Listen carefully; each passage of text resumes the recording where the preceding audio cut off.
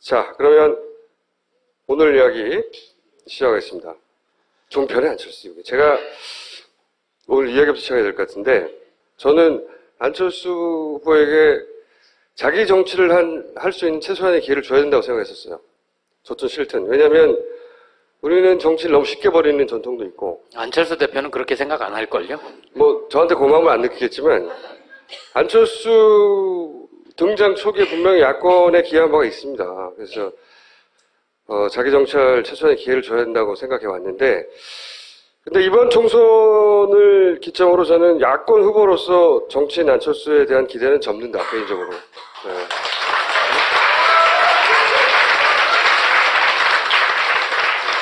뭐 이게 박수까지 칠 일인지 모르겠는데, 왜 그렇게 생각하냐면, 이번에 국민의당이 호남에서 가장 크게 의지한 것 중에 하나는 호남 홀대론이에요.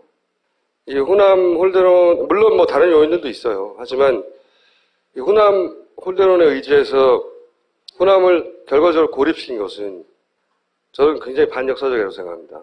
호남 홀대론이라는 게 결국은 DJ가 박정희에게 수십 년 동안 당했던 바로 그 방식이거든요. 그 방식으로 호남의 어떤 상처를 자극해서 사람들 마음에 생채기를 내고 결국은 호남을 다른 지역의 평균적인 야권 지지자들의 정서하고 유리시킨 거, 고립시킨 거. 그래서 굉장히 비열한 마타도어 방식이라고 생각해요. 만약에 김대중 노무현이었으면 그랬을 거예요. 이게 정치 지도자로서 자기 존재 가치, 자기 철학을 드러내는 순간이거든요. 김대중이 이제 군사 독재하고 싸우고, 불이익을 감수하면서, 또는 불이익을 감수하면서 노무현이 지역 감정하고 싸우고,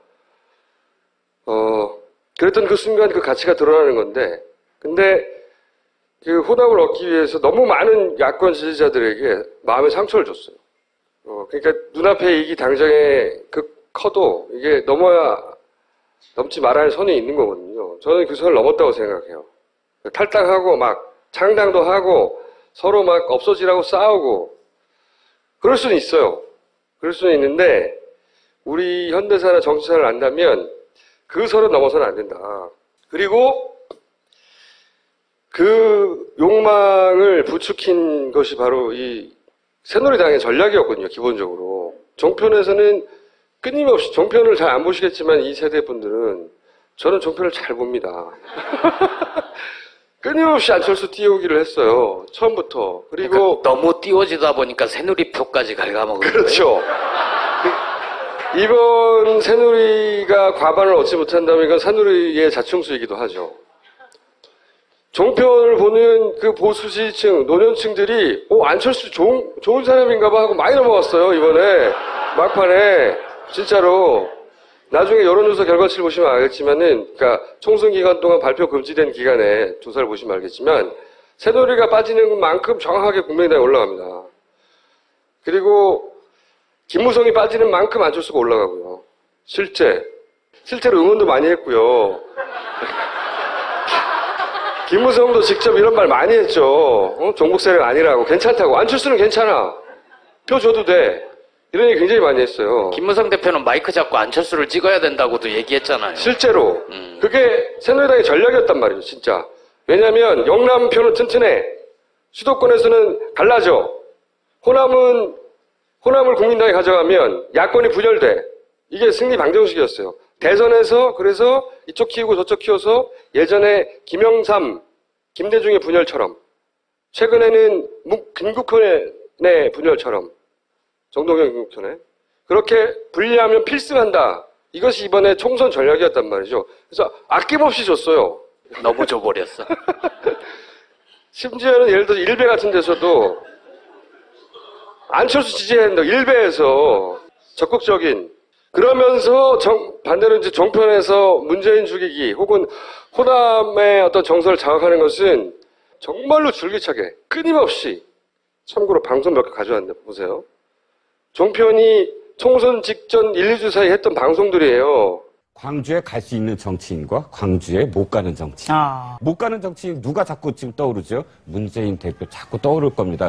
문재인 대표가 뭐 희생한 거나 양보한 거는 솔직히 깨놓고 얘기해갖고는 하나도 없다. 일각에서는 총선 승리를 위한 지원이 아니라 자기 정치를 위한 어쩔 수 없는 그런 행보가 아니냐. 다분히 좀 뭔가 기획적인 냄새가 난다. 사과하고 경청하는 게 아니라 뭔가 막 호통을 치고 막 누구 혼내는 것 같아요. 분명히 앞부분은 사과로 시작했는데요. 핵심은 제가 느껴도 바로 저 부분에 있었던 것 같습니다.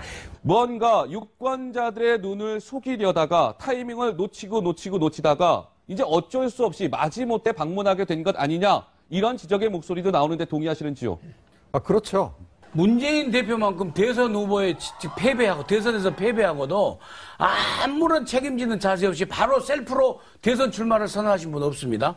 돌아가신 분 모시고 나오고 아버지 팔고 전직 대통령 팔고 이런 어떤 폭군에 가까운 부역했던 그런 인물에게 민주정당의 대표로 내세운 것은 이스라엘이 유대인을 학살했었던 그런 어떤 나치 그런 어떤 전력자에게 당 대표직을 맡겨서 영혼을 팔아먹는 것과 뭐가 다르냐라고 하는 게 네티즌의 이야기가 나와요. 요게 겨우 1, 2주 사이 얘기예요. 이게 제가 1년 내내 지켜봤는데 대선 이후부터 줄곧 그랬어요. 줄곧 호남에는 반문 정서가 있다. 이 이야기의 시작은 종편에서 시작된 겁니다. 반문 정서가 있다. 반문 정서가 있기 때문에 가면 안 된다. 그리고 실제 호남에서 직접 가잖아요. 그러면 이런 거시기회 이런 데가 결성돼서 갑자기 튀어나와서 호남 민심을 더 이상 왜곡하지 말라. 호남을 팔지 말라. 호남을 주머니식 동전처럼 생각한다. 그러면서 5.18 민주동지회 제가 말했죠. 제한 한 84회인가요? 호남의 5.18 그 소위 동지회 그런 세 개의 공식적 단체가 있는데 이 단체는 작년에 생긴 거예요. 5.18 20몇 년 지났는데 생긴 거라고. 근데 이런 단체의 장이라고 한 분들이 나와서 끊임없이 호남은 문재인을 싫어한다고. 1년 내내. 그러면서 김종인 얘기 나오면 이제 국보 이슈 아까 얘기 나온 것처럼 낫지 얘기하고. 그러면서 김종인 사람이 광주에 온 것은 뭐 이런 얘기하고. 종편이 끊임없이 했습니다. 정말로. 그리고 이건 몽구가 이번에 광주를 따라간 거예요. 실제 왜 자기도 내려가면서 계란이라도 좀 맞을 줄 알았대요. 왜냐하면 언론에서 다 그런 분위기니까. 그래서 실제 한번 자기가 따라갔다고 하는데.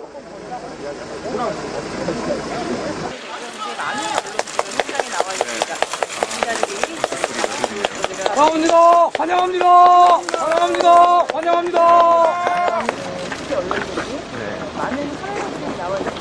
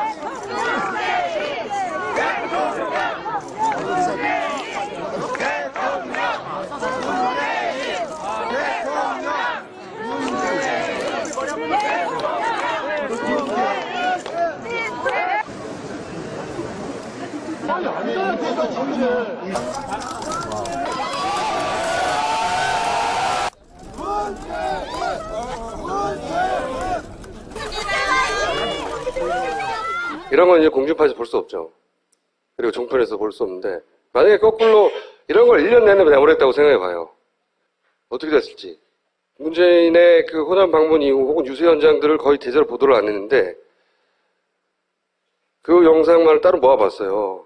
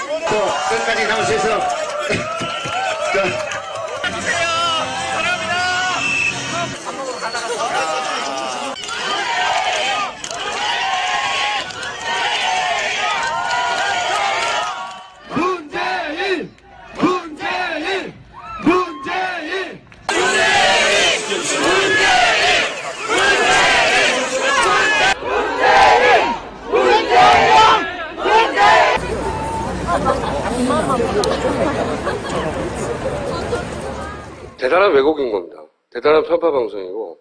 그리고 나서 종편은 이렇게 내보내잖아요?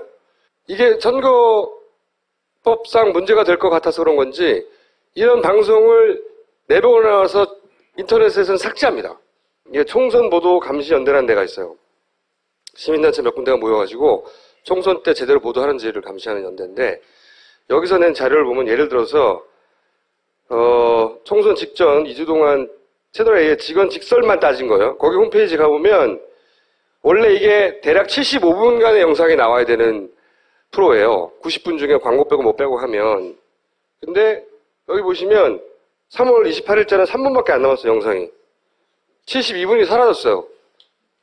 이것도 마찬가지고. 전체 분량이 거의 다 있는 건 하루밖에 없어요. 아예 통으로 다 날아간 것도 있어요. 이렇게 해서 뭐 나치 얘기 나오고 막 이랬잖아요. 정말로 편파적인 방송들, 이런 방송들은 방송 내용을 삭제합니다. 해놓고 나서. 없어요. 홈페이지 가면. 방송은 해놓고 증거는 안 안 남기는 거예요. 그래서 인터넷 찾아보려면 없어요. 사실 그거 캡처해가지고 또, 예를 들어서 그 진보적인 그 야권 지지자들이 화나서 막 돌릴 수도 있잖아요.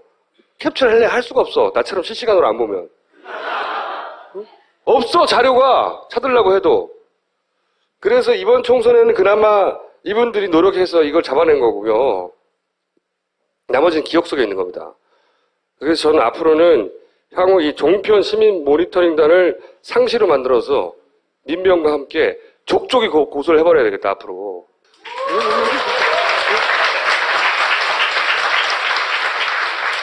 방송을 다 녹화를 떠놓으면 되잖아요. 삭제도 볼 수 있게. 그러니까 매일 전체를 다 녹화해야 되는 거예요, 그러면. 언제 그걸 다 해, 씨발. 누가 해? 그래서 아예 단을 만들고 자동으로 저장되게 어딘가, 인터넷 어딘가 저장시켜 놓고, 다 함께 문제점을 찾아가지고 누구나 다시 보기를 하게 한 다음에 족족이 다 고소를 해버리겠어요. 아주. 자, 이건 언론조사 얘기를 좀 이따 할 텐데, 여론조사를 통해서 이런 조작, 그러니까 그 사람의 마음 혹은 민심 혹은 평균적인 정서를 왜곡하거나 한쪽으로 몰아가려는 노력을 끊임없이 하거든요. 그 중에 종편이 호남을 상대로는 종편만으로는 성공하지 못했을 거예요.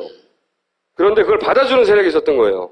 그래서 저는 국민당의 호남의 사실상 석권이 슬프다고 생각합니다. 굉장히. 이건 굉장히 슬픈 일인 게 이게 그런 상처, 뭐 배신감 혹은 증오 이걸 자극한 거거든요. 그러니까 외부의 나쁜 힘, 종편과 새누리당 이런 기획 그걸 내부의 나쁜 힘이 받았어요. 그래서 결합을 해버린 거야. 그래서 호남과 다른 지역의 야권 지지자의 평균 민심을 경멸시켜버렸어요. 분리시켜고. 그래서 호남이 고립됐어. 이 결과로 야권의 평균적인 지지자들이 호남에 대한 원망을 만들게 됩니다. 이렇게 되면. 과거의 대구에 대한 원망을 가지는 것처럼. 그리고 호남이 가졌던 어떤 상징적인 이 야권에서 미래 지도자를 만들어내는 상징적인 힘, 이걸 상실하게 되는 거예요. 그 사람들의 욕심 때문에, 그걸 받아준 호남의 기득 정치인들 때문에 저는 이런 상처는 정말 오래 간다고 생각해요. 왜냐하면 사람은 자기의 선택을 나중에는 정당화하게 돼 있거든요. 사실이 아니더라도 점점. 생각해보세요. 이번에 그 영남에서 민주당 후보들이 약진하는 부분들이 있잖아요. 영남의 그 지역 정서를 자극해서 그것이 조금씩 사그라드는데 수십 년이 걸렸어요. 그렇잖아요? 그럼 호남에서 이렇게 만들어진 이런 정선을 해체해 나가는데 또 오랜 시간이 걸릴 겁니다. 오랫동안. 제 생각에는 호남 민심은 좀 잘 들여다봐야 될 것 같아요. 개표방송 결과로는 어쨌든 그렇죠. 광주 8석 포함해서 호남 28석 중 상당 부분을 국민의당이 가져갔다는 건데 그분들이 왜 그런 선택을 했을까? 이거는 그냥 쉽게 생각해서 호남도 이제 당신들 이해관계대로 투표한 거 아니야? 이렇게 딱 잘라서 얘기하기 힘든 대목이 있을 거예요. 그래서 저도 동의하는데 이건 한 축만 보는 것이죠. 그 나쁜 힘과 그 힘을 받은 또 나쁜 내부의 힘. 그 외에 그럼 더민주당은 뭐 잘하고 다 잘했는데 그것도 아니에요, 물론. 예를 들어서 더민주 지도부의 호남 전략 실패는 첫 번째는 호남 그 여론조사 발표 금지 기간 동안의 출렁이는 걸 보면 김종인 2번 파동 혹은 정청래 컷오프 이럴 때 훅 떨어집니다. 엄청나게. 그리고 광주에서 공천의 실패, 이것도 굉장히 많이 얘기합니다.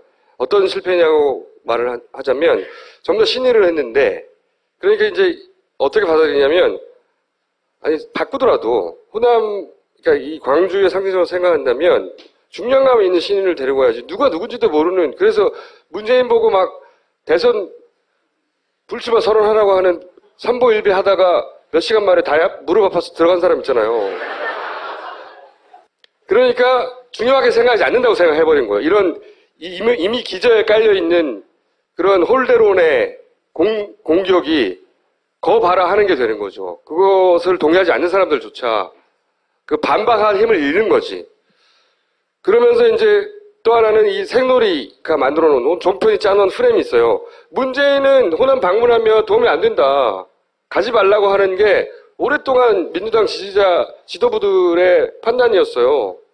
총선 전략이었다고. 가지 말라고 호남에. 끊임없이 가려고 하는데 끊임없이 못 가게 했어요. 그런데 그래서 실기했죠. 방문 실기. 여론조사 발표 금지 기간이어서 발표가 안 됐지만 문재인 방문한 그 시점에 민주당 지지율이 확 꺾여서 올라갑니다. 5%에서 7% 정도. 진작에 갔어야 되는 거예요. 하지만 그때는 이미 격차가 벌어져서 5% 10% 가지고 만회가 안 되는 수준이 도달한 거예요. 이게 다 합쳐진 거이기도 해요.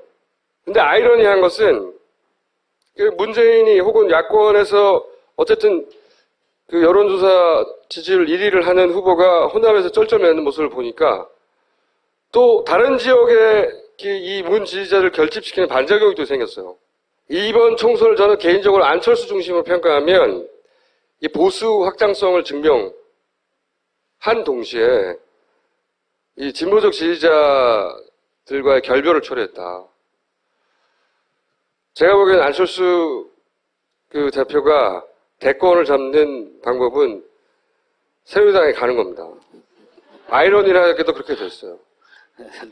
욕하는 게 아니라. 너무 빠른 얘기니까 그거 좀 이따 그렇죠. 하고요. 가라는 얘기가 아니라 저는 그렇지 않으면 안철수 대표가 대통령이 되기 굉장히 어렵게 됐다고 생각합니다. 본인은 대성공이라고 생각하겠지만 지금 아니에요.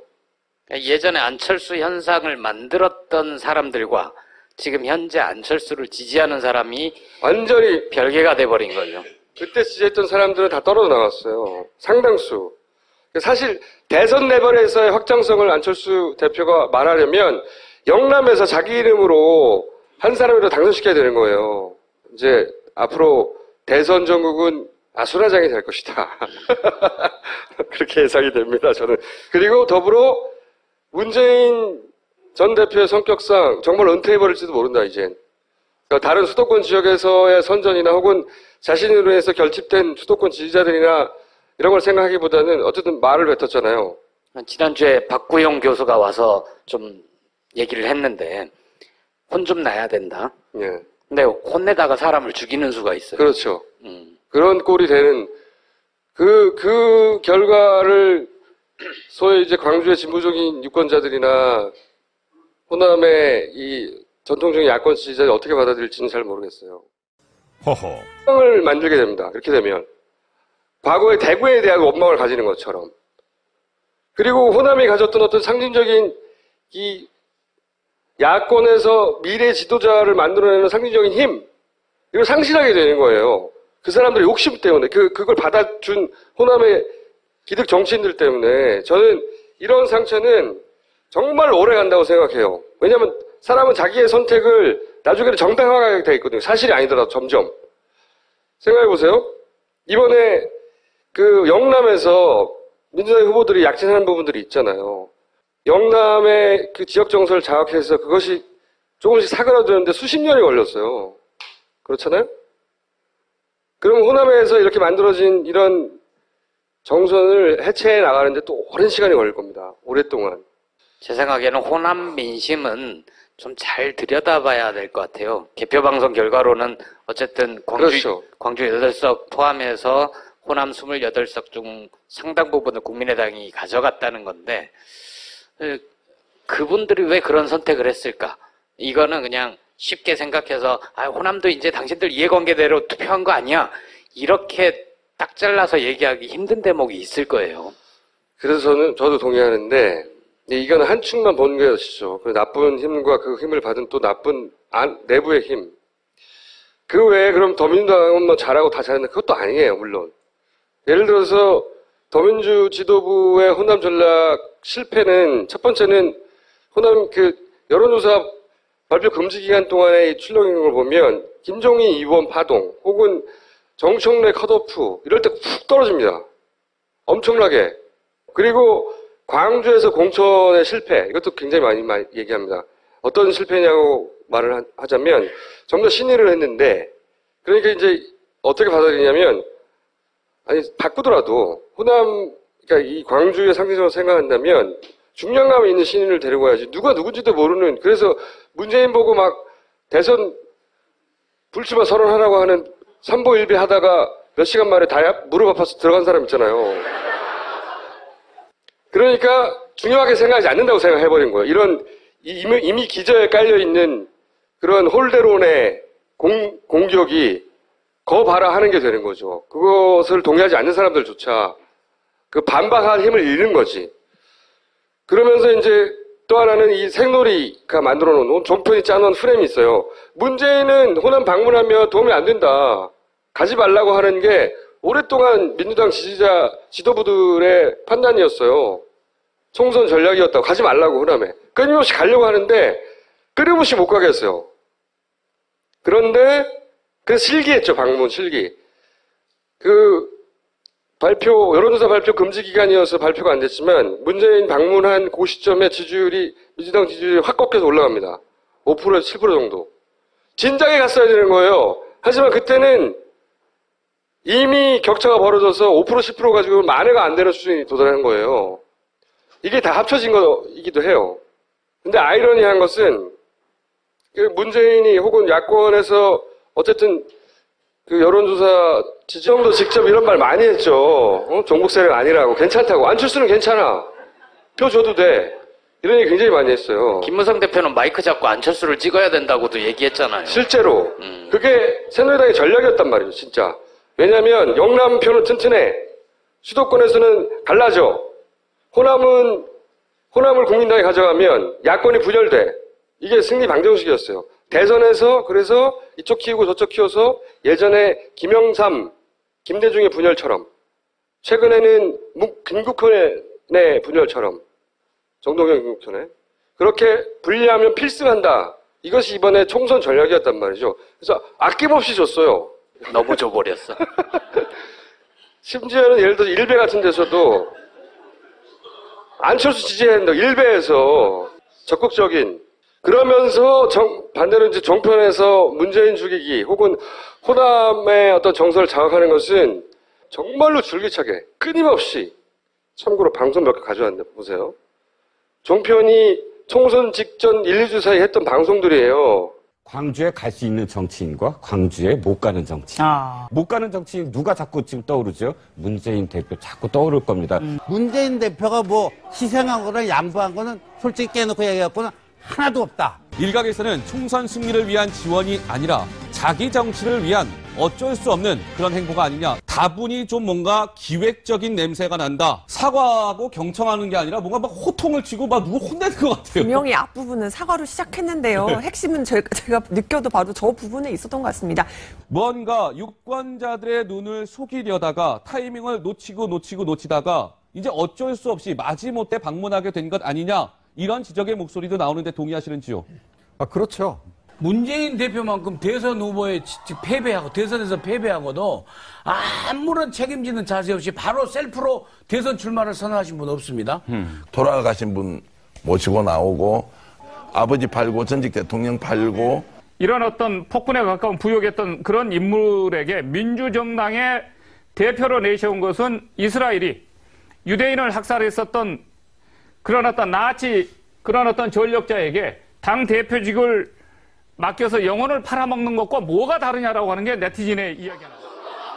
요게 겨우 1, 2주 사이 얘기예요. 이게 제가 1년 내내 지켜봤는데 대선 이후부터 줄곧 그랬어요. 줄곧 호남에는 반문 정서가 있다. 이 이야기의 시작은 종편에 시작된 겁니다. 반문 정서가 있다. 반문 정서가 있기 때문에 가면 안 된다. 그리고 실제 호남에서 직접 가잖아요. 그러면 이런 거시기회 이런 데가 결성돼서 갑자기 튀어나와서 호남 민심을 더 이상 왜곡하지 말라, 호남을 팔지 말라, 뭐 호남을 주머니식 동료처럼 생각한다. 그러면서 5.18 민주동지회 제가 말했죠. 제한 한 84회인가요? 호남의 5.18 그 소위 동지회 그런 세 개의 공식적 단체가 있는데 이 단체는 작년에 생긴 거예요. 5.18 20몇 년 지났는데 생긴 거라고. 근데 이런 단체의 장애라고 한 분들이 나와서 끊임없이 호남은 문재인을 싫어한다고. 1년 내내. 그러면서 김종인 얘기 나오면 이제 국보 이슈 아까 얘기 나온 것처럼 낫지 얘기하고. 문재인! 문재인! 문재인!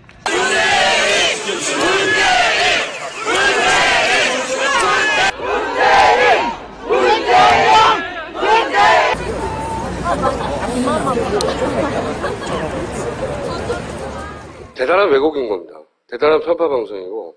그리고 나서 종편은 이렇게 내보내잖아요?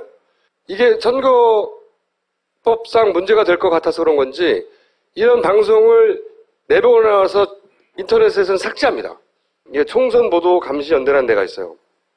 시민단체 몇 군데가 모여가지고 총선 때 제대로 보도하는지를 감시하는 연대인데 여기서 낸 자료를 보면 예를 들어서 총선 직전 2주 동안 채널A의 직원 직설만 따진 거예요. 거기 홈페이지 가보면 원래 이게 대략 75분간의 영상이 나와야 되는 프로예요. 90분 중에 광고 빼고 못 빼고 하면. 근데 여기 보시면 3월 28일자는 3분밖에 안 남았어요, 영상이. 72분이 사라졌어요. 이것도 마찬가지고. 전체 분량이 거의 다 있는 건 하루밖에 없어요. 아예 통으로 다 날아간 것도 있어요. 이렇게 해서 뭐 나치 얘기 나오고 막 이랬잖아요. 정말로 편파적인 방송들, 이런 방송들은 방송 내용을 삭제합니다. 해놓고 나서. 없어요. 홈페이지 가면. 방송은 해놓고 증거는 안 남기는 거예요. 그래서 인터넷 찾아보려면 없어요. 사실 그거 캡처해가지고 또, 예를 들어서 그 진보적인 그 야권 지지자들이 화나서 막 돌릴 수도 있잖아요. 캡처를 할 수가 없어. 나처럼 실시간으로 안 보면. 응? 없어, 자료가. 찾으려고 해도. 그래서 이번 총선에는 그나마 이분들이 노력해서 이걸 잡아낸 거고요. 나머지는 기억 속에 있는 겁니다. 그래서 저는 앞으로는 향후 이 종편 시민 모니터링단을 상시로 만들어서 민병과 함께 족족이 고소를 해버려야 되겠다, 앞으로.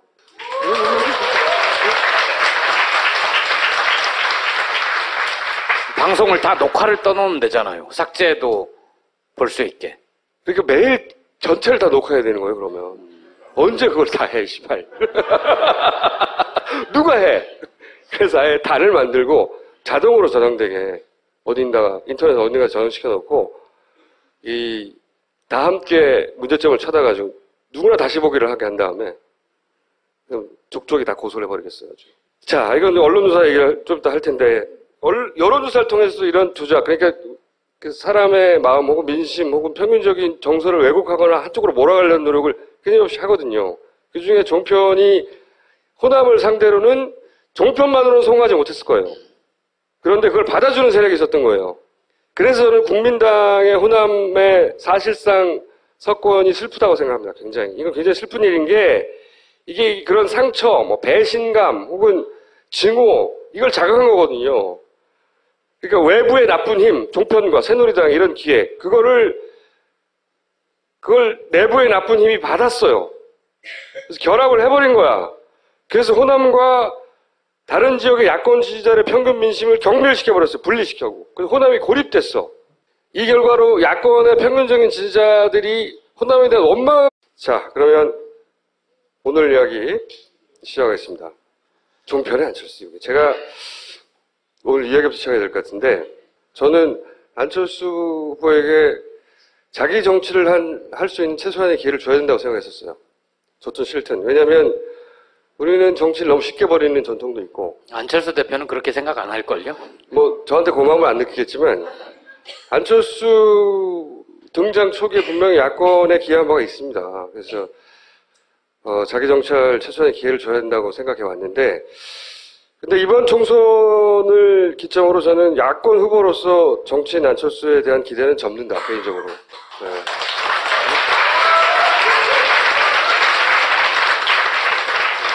뭐 이게 박수까지 칠 일인지 모르겠는데, 왜 그렇게 생각하냐면, 이번에 국민의당이 호남에서 가장 크게 의지한 것 중에 하나는 호남 홀대론이에요.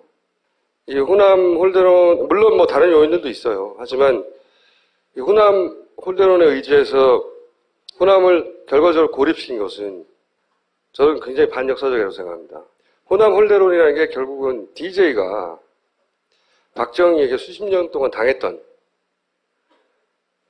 바로 그 방식이거든요. 그 방식으로 호남의 어떤 상처를 자극해서 사람들 마음에 생채기를 내고 결국은 호남을 다른 지역의 평균적인 야권 지지자들의 정서하고 유리시킨 거, 고립시킨 거. 그래서 굉장히 비열한 마타도어 방식이라고 생각해요. 만약에 김대중 노무현이었으면 그랬을 거예요.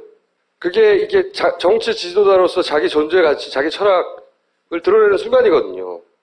김대중이 이제 군사 독재하고 싸우고, 불이익을 감수하면서, 또는 불이익을 감수하면서 노무현이 지역 감정하고 싸우고, 그랬던 그 순간 그 가치가 드러나는 건데, 근데 그 호남을 얻기 위해서 너무 많은 야권 지지자들에게 마음의 상처를 줬어요. 그러니까 눈앞에 이익이 당장에 커도 이게 넘지 말아야 할 선이 있는 거거든요. 저는 그 선을 넘었다고 생각해요. 탈당하고 막 창당도 하고 서로 막 없어지라고 싸우고 그럴 수는 있어요. 그럴 수는 있는데 우리 현대사나 정치사를 안다면 그 선을 넘어서는 안 된다. 그리고 그 욕망을 부추긴 것이 바로 이 새누리당의 전략이었거든요. 기본적으로. 종편에서는 끊임없이 종편을 잘 안 보시겠지만 이 세대 분들은 저는 종편을 잘 봅니다. 끊임없이 안철수 띄우기를 했어요. 처음부터. 그리고 그러니까 너무 띄워지다 보니까 새누리표까지 갉아먹은 거예요. 그렇죠. 이번 새누리가 과반을 얻지 못한다면 이건 새누리의 자충수이기도 하죠. 종편을 보는 그 보수 지지층, 노년층들이 안철수 좋은 사람인가 봐 하고 많이 넘어갔어요. 이번에 막판에 진짜로 나중에 여론조사 결과치를 보시면 알겠지만은 그러니까 총선 기간 동안 발표 금지된 기간에 조사를 보시면 알겠지만 새누리가 빠지는 만큼 정확하게 국민의당이 올라갑니다. 그리고 김무성이 빠지는 만큼 안철수가 올라가고요. 실제로 응원도 많이 했고요. 김무성 그러면서 김종인 사람이 광주에 온 것은 뭐 이런 이야기하고 종편이 끊임없이 했습니다. 정말로. 그리고 이건 몽구가 이번에 광주를 따라간 거예요. 실제 왜 자기도 내려가면서 계란이라도 좀 맞을 줄 알았대요. 왜냐하면 언론에서 다 그런 분위기니까. 그래서 실제 한번 자기가 따라갔다고 하는데